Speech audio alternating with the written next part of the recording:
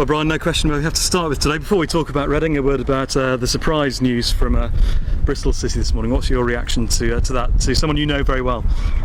Surprise, shock, really. Obviously Steve hasn't been there very long, and he wouldn't have made that decision lightly. He'd have his own reasons.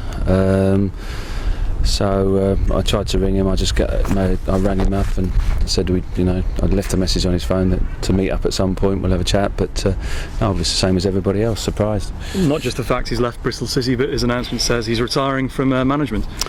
Yeah, and a great manager he's been over many years. He stood the test of time.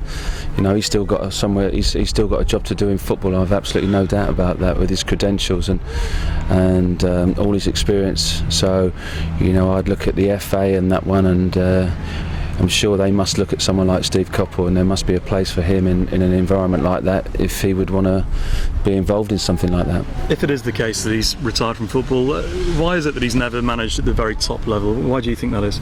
Well, he has managed at the top level. He's managed at Premiership level, and he's been a fantastic manager at the top level. And he's, you saw the job he did at Crystal Palace. You saw the job he did at Reading, and no one could fault his CV. But you know what I'm saying in terms of when there's a vacancy, for example, at Aston Villa, why aren't clubs like this saying Steve Coppell's our man? I've no idea. All right, well, let's talk about you then, your club, and last night firstly. What's the impact been in terms of having to play 120 minutes? How tired are the players today? Well, they'd have felt tired if they'd have lost a goal in the last minute. But the fact is, it only took us 20 minutes to get back from Torquay. It would have took us 2 days if we'd have lost. So that's the sort of feeling there is, if that makes some kind of sense. It was a really important evening for us off the back of the Scunthorpe game. I've spoken about that game that we lost, and the most important thing last night was to win the game. We knew exactly what the game was going to be like. It was a war of attrition. I'd seen how they play. They were putting lots of balls into our box. We defended really well, won the first header the majority of the time, and got a great goal with about 10 seconds to go. So the feeling in around the place is really good. I was so pleased when I saw the fans. I turned up there, went out the door 20 to 8 last night, and we've got 700 fans at Torquay on a Wednesday night. It's just incredible. So it was great for them. They had a good evening and a good journey home as well. You talked about the timing of this fixture not being ideal, and with a big game against Portsmouth now coming up, 120 minutes of football. I mean, has that had a negative impact, or the fact you had a dramatic win, does that override that? No, it wasn't the fact that it was the time of the game, and it was the fact that there was an international break. That's what I talked about. As far as us playing 120 minutes, that's not an issue to me. They're strong, they're fit, they want to play, and they all can't wait to get out there now and play against Portsmouth. Certainly not negative. It's a real positive that we've got through into next round, and we've got Northampton, and we now go to Portsmouth and playing against a really good side. How about the injuries then? Before we look at Portsmouth, you had a few out. Obviously, missed last night after Saturday's game. J Tab got a knock last night, so we'll see what he's like. Obviously Matt Mills we need to check and have a look at. Shane Long, Joby McAnuff, so we'll give those every opportunity to be right for Saturday. Just final word about Portsmouth. Is it a good time to be guessing Portsmouth their first home game after such turbulent times there? Probably a good time to be playing them in about the 1st of September, I would suggest. Depending on who they've got left at the club, they've obviously got their problems. But you look at their team, who played against Stevenage the other night, 7 of those players played in the Premiership last season. So we're not kidding ourselves here. This is a good side that we're playing. They play really good football. We've brought one of our ex-players back there, Sonko, to play for them. So we know that if you go to Portsmouth, you have to be absolutely spot on to get a result, because they've got a fantastic crowd there as well. Best of luck. Thank you. Brian, the last time that Reading travelled down to Fratton Park, it was a bit of a memorable game of 7-4. Do you remember much about that? Were you there? Or I'll tell you why I remember that game, because I watched it last week. Oh, did you? Was that for the first time, was it? Oh, first time I watched it. I watched it on a Sky channel, and it was a classic game. Yeah. I'm not sure it was classic as far as our defending was concerned, or theirs, but I watched the game, and it's an amazing game, unbelievable game, and I hope it's not like that on Saturday. Well, if it is, I hope that we get 7 goals, they get 4. Yeah, there's a few Reading names there. I mean, Limboy Primus was another good person that you obviously must know from your time earlier, before when you were a scout and everything.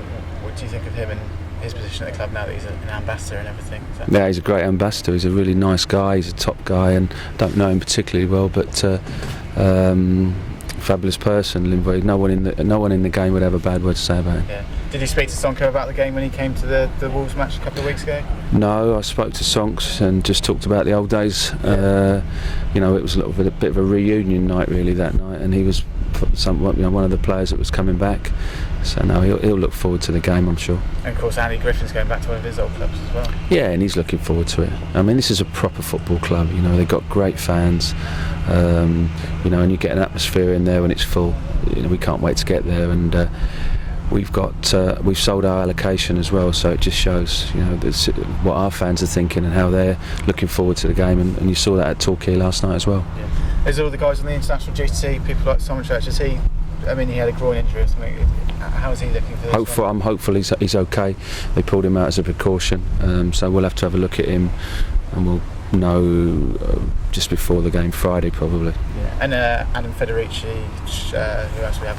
Jake Taylor, Hal Robson-Kanu, Gylfi Sigurdsson, they're all back safe and sound. Yeah, I'm sure they are. I'm fine. Gylfi's just flying in today, so I don't know if you saw it, but Gylfi scored an absolute worldie free kick yesterday against Germany, and apparently he was a star man against the Germans when they won 4-1. So